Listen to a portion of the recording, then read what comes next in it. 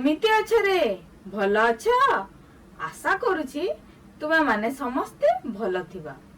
तो चलो पिला माने आज आमे से पांच बंधु कहानीटीर आगामी अध्यायटी को आलोचना करिबा।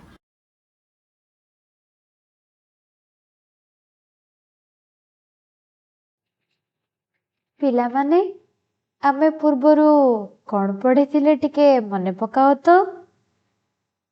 हाँ, आमे पढ़िथिले जे किपरि तिनी बंधु आउ जणे बंधु को शिकारी हाथरू खसेबा पाई उपाय पांचिथिले। अच्छा भाबिलो तांको उपाय कार्यकारी हेइथिबो कि नाही।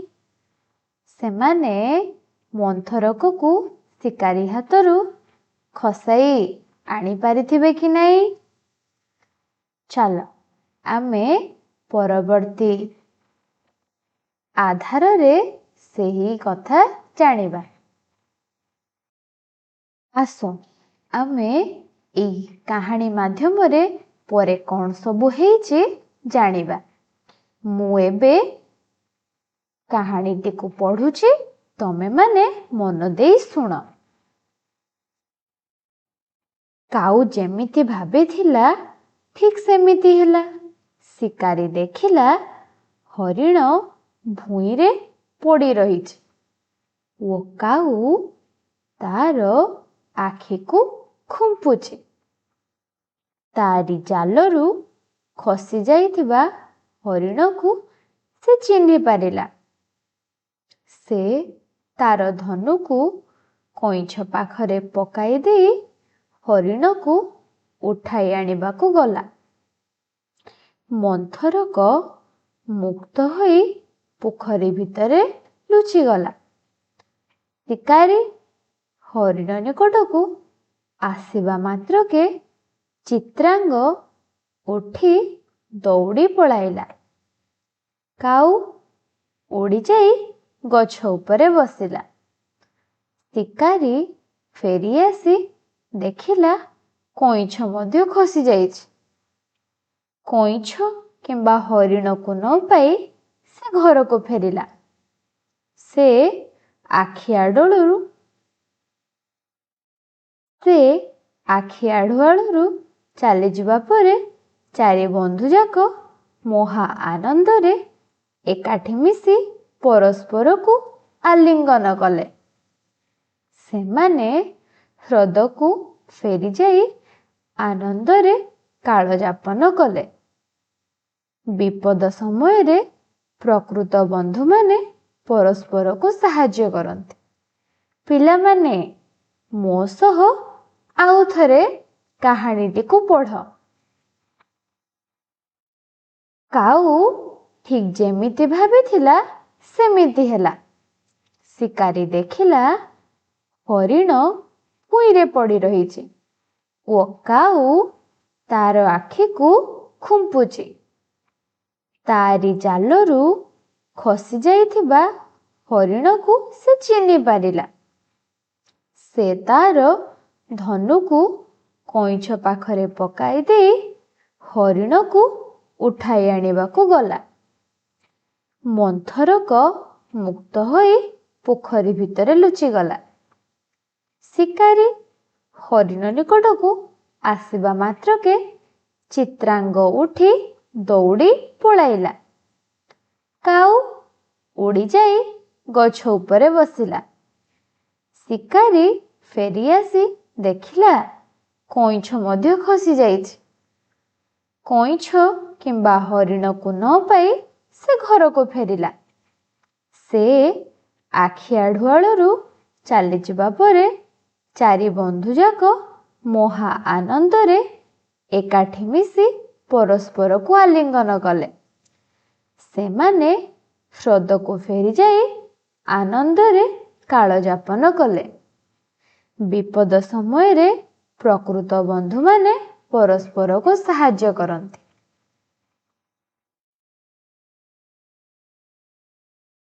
पिला माने एबे कहानीटी को भल भाबरे बुझिबा। ଦେଖ ତ ପିଲାମାନେ, ଚିତ୍ରରୁ ତୁମେ କ'ଣ ଦେଖୁଛ? ହଁ, ମନେ ପକାଅ। କାଉ, ହିରଣ୍ୟକ ଆଉ ହରିଣ ଉପାୟ ପାଞ୍ଚିଥିଲେ। କ'ଣ ପାଇଁ? ମନ୍ଥରକକୁ ଶିକାରୀ ହାତରୁ ଖସାଇବା ପାଇଁ। ଦେଖ ତ ପିଲାମାନେ, ଶିକାରୀଟି କ'ଣ କରୁଛି?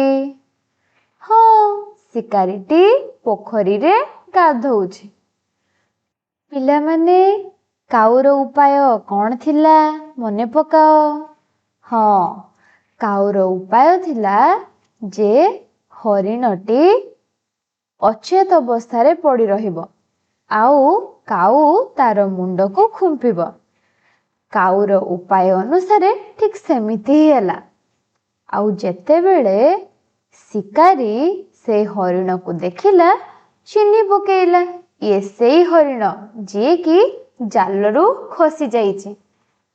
ଶିକାରୀ ଦେଖିଲା ହରିଣଟି ଭୂଇଁରେ ପଡ଼ି ରହିଛି ଆଉ କାଉ ତାର ଆଖିକୁ ଖୁମ୍ପୁଛି। ତାରି ଜାଲରୁ ଖସି ଯାଇଥିବା ହରିଣକୁ ସେ ଭଲ ଭାବରେ ଚିହ୍ନି ପାରିଲା। ଆଉ ଜାଣିଛ ପିଲାମାନେ, ସେ କ'ଣ କଲା? ହଁ, ସେ ଯେଉଁ କଇଁଛ ପାଖେ ତାର ଧନୁକୁ ଥୋଇ ସେ ସେଇ ହରିଣ ପାଖକୁ ଦୌଡ଼ିଲା ଆଉ ହରିଣକୁ ଉଠାଇ ଆଣିବାକୁ ଗଲା। ପିଲାମାନେ, ଭାବ ତ ସେ କ'ଣ ହରିଣକୁ ଧରି ପକେଇଥିବ? ପିଲାମାନେ, ଆମେ ସେ ହରିଣକୁ ଧରିଲା କି ନାହିଁ ପରେ ଜାଣିବା। ପ୍ରଥମେ ତମେମାନେ ମୋତେ କିଛି ପ୍ରଶ୍ନର ଉତ୍ତର ଦିଅ। ମୋର ପ୍ରଶ୍ନ କିଛି ଏଇଭଳି ଯେ ମୁଁ ତୁମମାନଙ୍କୁ କିଛିଟା ବାକ୍ୟ କହିବି ଆଉ ସେ ବାକ୍ୟଟି ସତ କି ମିଛ ତମେମାନେ ମୋତେ ଉତ୍ତର ଦବ। ଦବ ତ? ଆଚ୍ଛା, ଠିକ୍ ଅଛି। ମୋର ପ୍ରଥମ ପ୍ରଶ୍ନ ହେଲା, ଶିକାରୀ ଦେଖିଲା ହରିଣ ଭୂଇଁରେ ପଡ଼ି ରହିଛି ଓ କାଉ ତାର ଆଖିକୁ ଖୁମ୍ପୁଛି। ପିଲାମାନେ କହିଲ, ଏଇ ବାକ୍ୟଟି ସତ କି ମିଛ? କୁହ କୁହ। ହଁ, ଏ ବାକ୍ୟଟି ସତ। ଆଚ୍ଛା, ମୁଁ ଏବେ ଆଉ ଗୋଟେ ବାକ୍ୟ କହୁଛି, ତମେମାନେ କହିବ ସେ ବାକ୍ୟଟି ସତ କି ମିଛ। କୁହ ତ ପିଲେ। ଶିକାରୀ ଭାବିଲା ହରିଣଟି ମରି ପଡ଼ିଛି। ଏ କଥାଟି ସତ କି ମିଛ? ବହୁତ ବଢ଼ିଆ, ଏ କଥାଟି ସତ। ଆଚ୍ଛା, ମୁଁ ଆଉ ଗୋଟିଏ ବାକ୍ୟ କହୁଛି, ତମେମାନେ କହିବ ହେଲା କି ସେ ବାକ୍ୟଟି ସତ କି ମିଛ। କୁହ ତ ପିଲେ। କାଉ କହିଲା, ମୋତେ ଗୋଟିଏ ଉପାୟ ଦିଶୁଛି। ଚିତ୍ରାଙ୍ଗ ହରିଣ ଯାଇ ପାଖରେ ଗୋଟିଏ ଜାଗାରେ ଶୋଇ ରହୁ। ଏଇ କଥାଟି ସତ କି ମିଛ? କୁହ କୁହ, କଥାଟି ସତ କି ମିଛ? ହଁ, କଥାଟି ସତ। ଆଚ୍ଛା, କୁନା ତୁ କହିଲୁ। ଶିକାରୀ ଜଣକ ହରିଣକୁ ଦେଖିବା ମାତ୍ରେ ତାର ଧନୁକୁ ନିଜ ପାଖରେ ରଖି ହରିଣ ପାଖକୁ ଗଲା। ଏଇ ବାକ୍ୟଟି ସତ କି ମିଛ? ବହୁତ ସୁନ୍ଦର ଉତ୍ତର, ଠିକ୍ ଉତ୍ତର ଦେଇଛୁ ତୁ। ଏଇ ବାକ୍ୟଟି ସତ। ଆଚ୍ଛା, କୁନି ତୁ କହ ତ। ଶିକାରୀକୁ ଦେଖି ହରିଣଟି ସତରେ ମରି ଯାଇଥିଲା। ଏଇ ବାକ୍ୟଟି ସତ କି ମିଛ? ବହୁତ ବଢ଼ିଆ, ଏଇ ବାକ୍ୟଟି ମିଛ। ଆଚ୍ଛା ପିଲାମାନେ, ଆମେ ଏଇ ଗଳ୍ପରୁ ଆମେ ଏ କାହାଣୀରୁ କ'ଣ ଶୁଣିଲେ ଆଉ ଥରେ ଟିକେ ମନେ ପକେଇବା। କ'ଣ ହେଲା? ଯେ କାଉ, ହରିଣ ଆଉ କିଏ ରେ? ହଁ, ମୂଷା। ଏ 3 ଜଣ ବନ୍ଧୁ ତାଙ୍କର ମନ୍ଥରକ ବନ୍ଧୁଙ୍କୁ ଶିକାରୀ ହାତରୁ ବଞ୍ଚିବା ପାଇଁ ଉପାୟ ପାଞ୍ଚିଲେ। ଆଉ ତାଙ୍କ ଉପାୟ କ'ଣ ଥିଲା? ହଁ, ତାଙ୍କ ଉପାୟ ଥିଲା ଯେ ହରିଣ ମୃତ ଭାବରେ ପଡ଼ି ରହିବ ଆଉ କାଉ ତାର ମୁଣ୍ଡକୁ ଖୁମ୍ପିବ। ସେ ମୃତ ବୋଲି ଭାବି ଶିକାରୀ ଯେତେବେଳେ ତାକୁ ଉଠାଇବାକୁ ଆସିବ, ସେତେବେଳେ ସମସ୍ତେ ଯିଏ ଯୁଆଡ଼େ ଦୌଡ଼ି ପଳାଇବେ। ଆଉ ସେଇ ସମୟରେ ହିରଣ୍ୟକ ମଧ୍ୟ କଇଁଛର ଜାଲକୁ କାଟି କଇଁଛକୁ ମୁକୁଳାଇବ। ବୁଝିହେଲା କି ନାହିଁ ପିଲାମାନେ? ହଁ, ବହୁତ ବଢ଼ିଆ।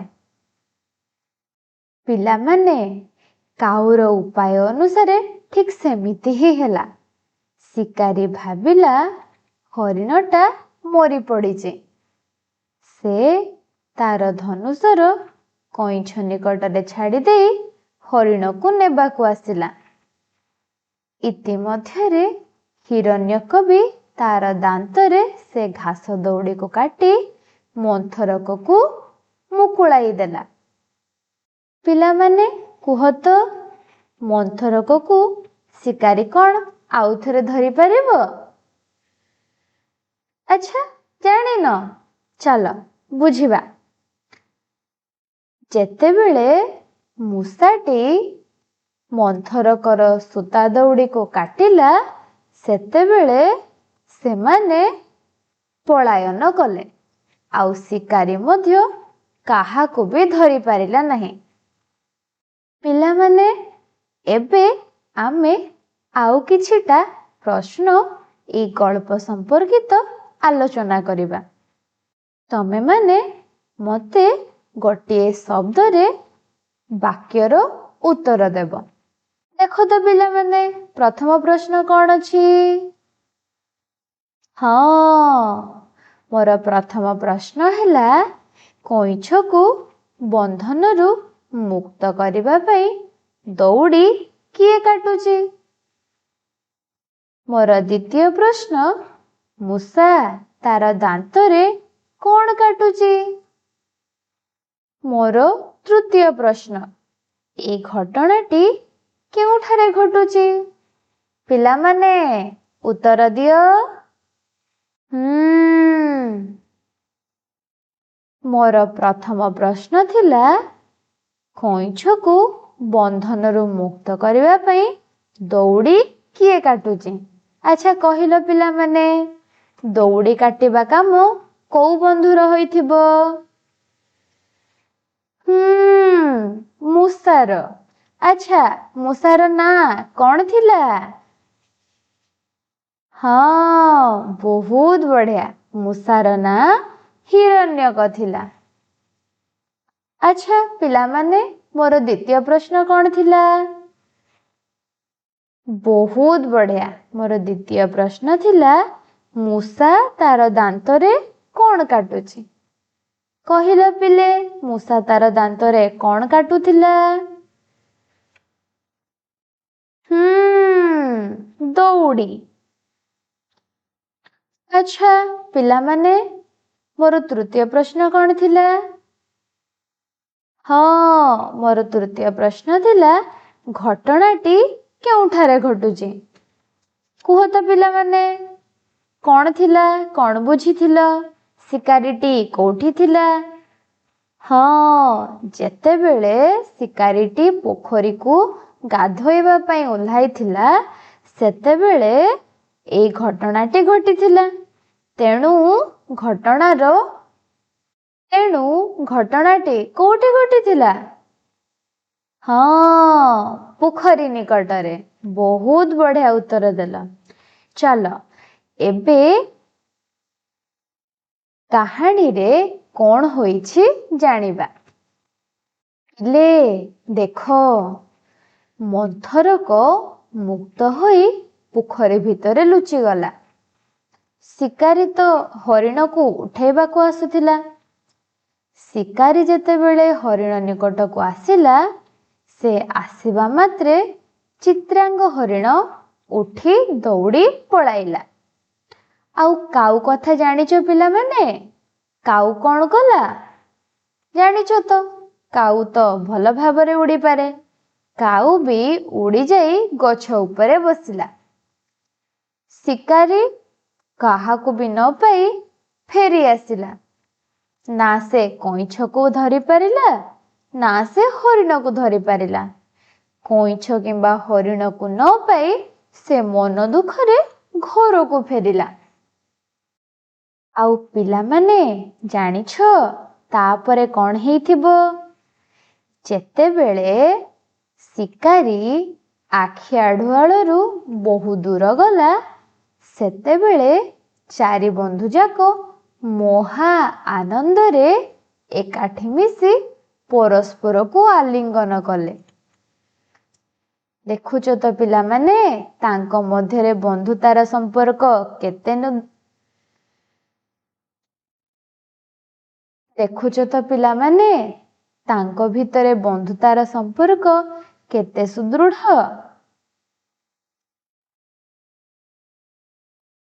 ତାପରେ କ'ଣ ହେଲା ଜାଣିଛ? ତାପରେ ସେମାନେ ତାଙ୍କର ସେଇ ପୁରୁଣା ହ୍ରଦକୁ ଫେରିଯାଇ ସେଠାରେ ଆନନ୍ଦରେ ବହୁତ ଖୁସିରେ କାଳ ଯାପନ କଲେ। ଆଚ୍ଛା ପିଲାମାନେ, କାହାଣୀ ତ ଶୁଣିଲ, ଶିକାରୀର କଥା ବୁଝିଲ, କାଉର ଘଟଣାବଳୀ ଜାଣିଲ, କଇଁଛ କିପରି ରକ୍ଷା ପାଇଲା ଜାଣିଲ। ଆଚ୍ଛା, ଏବେ ଆମେ ଏଇ କାହାଣୀର ସାରାଂଶକୁ ମନେ ପକେଇବା। ଆଚ୍ଛା ପିଲାମାନେ, ଆମେ ଏଥିରୁ କ'ଣ ଜାଣିଲେ? ହଁ, ଆମେ ଏଥିରୁ ପ୍ରକୃତ ବନ୍ଧୁ କଥା ଜାଣିଲେ। ଆଚ୍ଛା ପିଲାମାନେ କୁହ ତ, ପ୍ରକୃତ ବନ୍ଧୁ କାହାକୁ କୁହାଯାଏ? ହଁ, ପ୍ରକୃତ ବନ୍ଧୁ କହିଲେ ଆମେ ସେହି ମିତ୍ରଙ୍କୁ ବୁଝିବା ଯିଏ ସତ୍ୟ, ନିଷ୍ଠାବାନ ଓ ନିର୍ଲୋଭ ଭାବରେ ଆମ ସହିତ ରହେ। ସେ ମାତ୍ର ସୁଖର ସମୟରେ ନୁହେଁ, ଦୁଃଖ ଓ କଷ୍ଟର ସମୟରେ ମଧ୍ୟ ଆମ ପାଖରେ ଦୃଢ଼ ଭାବରେ ଦଣ୍ଡାୟମାନ ହୁଏ। ବୁଝୁଛ ତ ପିଲେ? ପ୍ରକୃତ ବନ୍ଧୁ ଜୀବନର ଏକ ଅମୂଲ୍ୟ ସମ୍ପଦ। ସେ ଆମ ଜୀବନକୁ ସୁନ୍ଦର କରେ, ଆମକୁ ସଠିକ୍ ଦିଗରେ ଆଗକୁ ବଢ଼ାଏ।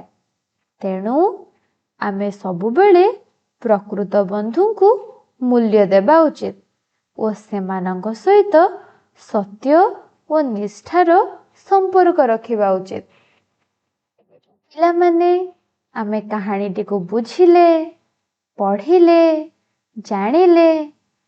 ଏବେ ମୁଁ ଏଇ କାହାଣୀ ସମ୍ପର୍କିତ ତୁମକୁ କିଛିଟା ଗୃହ କାର୍ଯ୍ୟ ଦେବି। ତମେମାନେ ତାକୁ ଘରୁ କରିବ।